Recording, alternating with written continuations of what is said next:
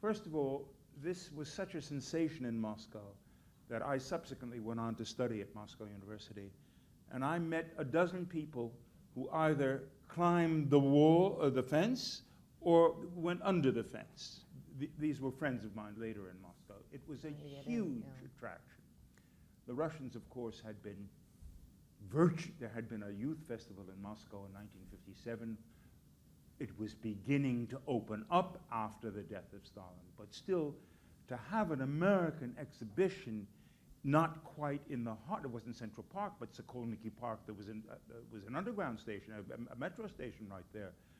To have this was an extraordinary accomplishment on both sides. Both sides who wanted to cool it. Many people opposed on both sides. We'll get to that later, I hope.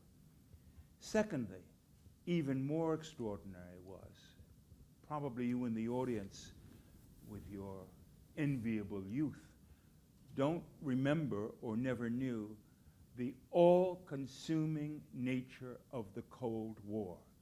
We were in the depths of the Cold War. We were scared out of our minds. I live in very rural Connecticut. A house of a friend of mine that just bought in rural Connecticut, 100 miles from any city, had a bomb shelter.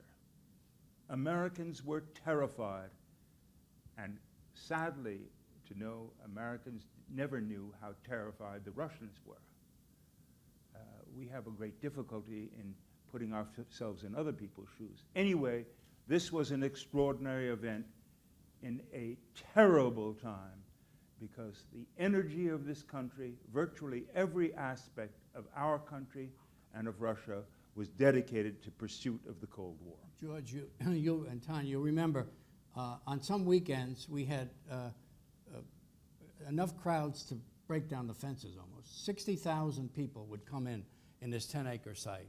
And one day, another one of the Russian staff up there, who we all knew was the KGB man, and he came rushing in on the weekend and up the stairs, very excited, and my Russian was fair but not good, and so I pulled we had several translators who were Russian, part of the Russian staff. I said, "What's the matter?"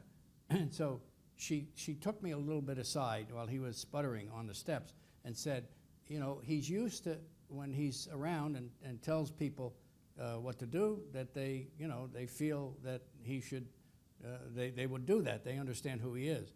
He said, but here they feel that it is America, and they're on American grounds. And the only people who they obey are the Americans. I had designed this button, which actually is my original button, and all of us wore them, and it was, McClellan and I figured, how are we going to have the guide? Do we have uniforms? No, and then we decided, well, I suggested to him, and he liked it, the button. And so we had the designers do this. It says, American exhibition is in Moscow, right? Right. Okay. Yes. And so she said, the only people that will be obeyed, and he wants one of these buttons. And I said, well, I said, sir, I won't use his real name, but I said, Vladimir, I said, I'm sorry, these are only for Americans. He got more excited at the translation. And finally I said, this is crazy, he's trying to help us. I took it off, I gave it, pinned it on him, I said, today you're an American. He went away happy, he controlled the crowds and helped us very much, because we were having a lot of crowd control problems.